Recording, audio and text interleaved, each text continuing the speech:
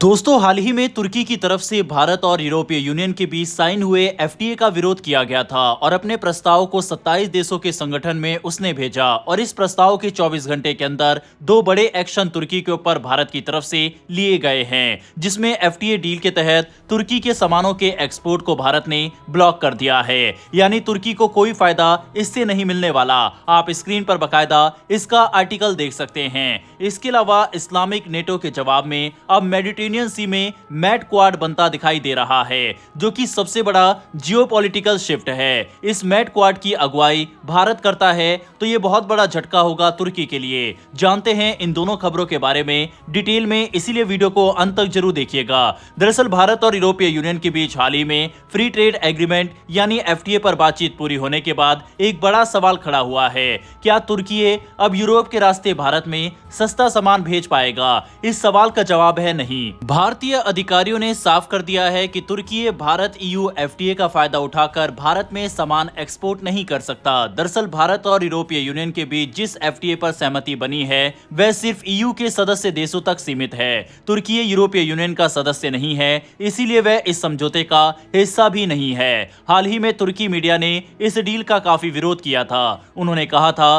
कि भारतीय सामान बिना टैक्स के तुर्की के मार्केट से होकर गुजरेंगे, जबकि अगर वही सामान तुर्की भारत में भेजेगा तो उस पर भारी टैरिफ लगेंगे और यहीं से ये विवाद शुरू हुआ। मतलब साफ है, तुर्की का कोई भी सामान भारत में एफटीए वाली रियायती शर्तों पर नहीं आएगा। इस बयान का राजनीतिक और रणनीतिक मतलब भी है। पिछले कुछ समय से भारत और तुर्की के रिश्ते में तनाव देखने को मिला है। खासकर मई महीने में भारत द्वारा पाकिस्तान में आतंकी ठिकानों पर की गई कार्रवाई, जिसे ऑपरेशन सिंदूर कहा गया, उसके बाद तुर्की ने खुलकर पाकिस्तान का समर्थन किया था। तुर्की ने न सिर्फ भारत की कार्रवाई की आलोचना की, बल्कि अंतर्राष्ट्रीय मंचों पर भी भारत के खिलाफ बयान दिए। इसके बाद से ही दोनों देशों के रिश्ते ठंडे पड़ गए। अब अगर व्यापार के आंकड़ों पर नजर डालें तो ये तनाव साफ दिखाई देता है। वित्त वर्ष 2024-25 में भारत का तुर्की को निर्यात 14.1% घटकर $5.71 अरब रह गया, जबकि पिछले साल ये $6.65 अरब था। वहीं तुर्की से भारत का आयात भी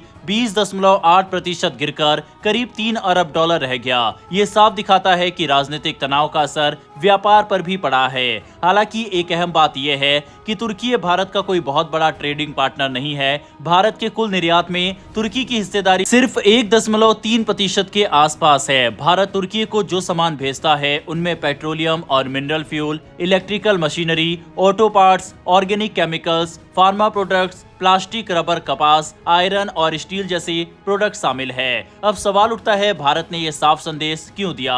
असल में भारत ये दिखाना चाहता है कि व्यापार समझौते सिर्फ आर्थिक नहीं होते, उनके पीछे राजनीतिक भरोसा और रणनीतिक सोच भी होती है। ईयू के साथ एफटीए भारत के लिए बेहद अहम है, क्योंकि इससे यूरोप में भारतीय एक्सपोर्ट बढ़ेगा, निवेश के नए मौके खुलेंगे और भारतीय कंपनियों को बड़ा बाजार मिलेगा। लेकिन भारत ये भी साफ कर रहा है कि जो देश भारत की सुरक्षा हितों के खिलाफ खड़े होंगे, उन्हें बैकडोर एंट्री की इजाजत नहीं मिलेगी। इस पूरे घटनाक्रम से एक बात बिल्कुल साफ है, भारत अब सिर्फ व्यापार नहीं देख रहा, बल्कि अंतर्राष्ट्रीय सुरक्षा और कूटनीति को भी उतनी ही अहमियत दे रहा है। अब तुर्की के सामानों का रास्ता तो भारत ने बंद कर दिया, लेकिन उससे भी बड़ा झटका और एक ऐतिहासिक जियोपॉलिटिकल शिफ्ट मेडिटेरेनियन सी में दिखाई दे रहा है, जहां पर एक नया संगठन बनता दिखाई दे रहा है, जिसे मैड क्वाड कहा जा रहा है। इस पर आगे बात करेंगे, लेकिन उससे पहले आपने पिछले एक साल में देखा होगा गोल्ड और सिल्वर के प्राइस किस तेजी के साथ बढ़े हैं और ये उछाल शेयर मार्केट में भी दिखाई दिया है। अब जिन लोगों ने इसमें पैसा लगा रखा था उनको भारी मुनाफा हुआ और अभी भी कई स्टडी और रिपोर्ट्स बताती है कि शेयर मार्केट और गोल्ड और सिल्वर के प्राइस ऐसे ही आगे बढ़ने वाले हैं। ऐसे में आम लोग भी यहाँ पर इन्वेस्ट करके भारी पैसा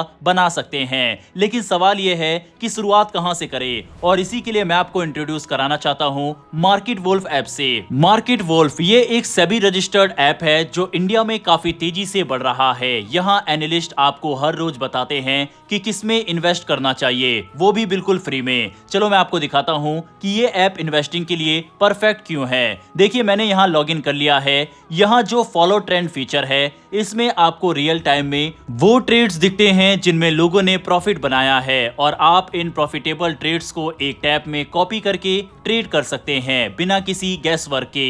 ये देखिए, मैंने बस फॉलो ट्रेंड पर क्लिक किया ट्रेड को प्लेस किया और बस मेरा ट्रेड शुरू हो गया। आप यहाँ बहुत छोटी इन्वेस्टमेंट अमाउंट से भी ट्रेडिंग शुरू कर सकते हैं और जिनको डर लगता है कि अगर बड़ा नुकसान हो गया तो क्या करेंगे, उसका भी सॉल्यूशन है। इसमें इनबिल्ट स्टॉप लॉस फीचर है, मतलब जैसे ही लॉस एक लेवल तक पहुंचता है ये खुद ब खुद ट्रेड रोक देता है ताकि आपका ज्यादा नुकसान ना हो। देखिए प्रॉफिट ट्रेंड के हिसाब से मूव कर रहा था, मैंने स्टॉप ट्रेड पर क्लिक किया और बस 1306 का प्रॉफिट बुक हो गया। मार्केट वुल्फ ऐप आपको फ्री रिकमेंडेशन भी देता है। ये देखिए लोगों ने अभी एक दिन में 14,142, दिसंबर में 33,512 और पिछले पूरे साल में 5,03,940 का प्रॉफिट बुक किया है और इस प्रॉफिट पर मार्केट वुल्फ का कोई कमीशन नहीं लगता। इतनी सारी फैसिलिटी आपको सिर्फ 99 रुपए की लाइफ टाइम फीस में मिलती है, सुबह 9 बजे से रात 12 बजे तक। मार्केट वुल्फ ऐप के 2 मिलियन से ज्यादा डाउनलोड्स हो चुके हैं और लोग इससे अपना फाइनेंशियल फ्यूचर सिक्योर कर रहे हैं। लिंक मैंने डिस्क्रिप्शन में दिया है और कमेंट में भी पिन किया गया है। Go and check out market wolf. चलिए बात करते हैं मैट क्वाड की। आज दुनिया की राजनीति में एक नया नाम धीरे धीरे चर्चा में आ रहा है, मेडिटेरेनियन क्वाड यानी मैट क्वाड। ये नाम सुनते ही आपके दिमाग में इंडो पैसिफिक क्वाड आ गया होगा, जिसमें भारत, अमेरिका, जापान और ऑस्ट्रेलिया शामिल है। अब सवाल यह है कि क्या भारत जल्द ही एक नए क्वाड का हिस्सा बनने वाला है, लेकिन इस बार हिंद महासागर नहीं बल्कि भूमध्य सागर यानी मेडिटेरेनियन क्षेत्र में। असल में ये पूरा आइडिया ग्रीस, साइप्रस और इजराइल से जुड़ा है। ये तीनों देश पिछले कई सालों से एक दूसरे के साथ मिलकर काम कर रहे हैं। शुरुआत से बातचीत से हुई थी, लेकिन धीरे धीरे ये सहयोग सुरक्षा, सेना, समुद्री निगरानी और ऊर्जा प्रोजेक्ट तक पहुंच गया है। इन तीनों देशों की सबसे बड़ी चिंता है तुर्की और ग्रीस के बीच समुद्री सीमाओं को लेकर पुराना विवाद है। साइप्रस को लेकर भी तनाव रहा है। वहीं इजराइल को भी क्षेत्र में लगातार सुरक्षा चुनौतियों का सामना करना पड़ता है। ऐसे में इन तीनों देशों ने मिलकर फैसला लिया है कि अकेले अकेले रहने से बेहतर है साथ खड़ा होना। ये कहानी में नया मोड़ आता है। ग्रीस को लगने लगा है कि तुर्की सिर्फ मेडिटेरेनियन तक सीमित नहीं है, बल्कि वह एक बड़ा रणनीतिक नेटवर्क बना रहा है। तुर्की के पाकिस्तान के साथ सैन्य रिश्ते मजबूत है। सऊदी अरब और कुछ दूसरे मुस्लिम देशों के साथ भी उसका संबंध बेहतर हुए हैं। इसी वजह से कुछ एक्सपर्ट्स इस पूरे नेटवर्क को अनौपचारिक तौर पर इस्लामिक नेटो कहने लगे हैं। ग्रीस के नजरिए से ये आने वाले समय में एक बड़ी चुनौती हो सकती है। इसी चिंता के बीच ग्रीस ने सोचना शुरू किया, अगर इंडो पैसिफिक में क्वाड बन सकता है तो मेडिटेरेनियन में क्यों नहीं, और यहीं से मैट क्वाड का आइडिया सामने आया। अब सबसे बड़ा सवाल, भारत इसमें क्यों और कैसे फिट बैठता है। भारत आज सिर्फ साउथ एशिया की ताकत नहीं रहा। पिछले कुछ सालों में भारत की नौसेना, समुद्री ताकत और ग्लोबल मौजूदगी तेजी से बढ़ी है। भारत के जहाज मेडिटेरेनियन क्षेत्र में जाते हैं। भारत ने कई देशों के साथ पोर्ट एक्सेस एग्रीमेंट किए हैं। भारतीय नौसेना अलग अलग देशों के साथ संयुक्त अभ्यास भी करती है और ग्रीस को लगता है कि भारत एक ऐसा देश है जो मजबूत है, भरोसेमंद है और किसी एक गुट का गुलाम नहीं है। यही वजह है कि ग्रीस भारत को मैट क्वाड में शामिल करने की सोच रहा है। भारत के लिए भी ये मौका कम बड़ा नहीं है। मेडिटेरेनियन वही इलाका है जहां से स्वेज नहर गुजरती है। यहीं से भारत का बड़ा व्यापार यूरोप तक पहुंचता है। तेल, गैस, सामान अब इसी रास्ते से आता जाता है। अगर इस रास्ते की सुरक्षा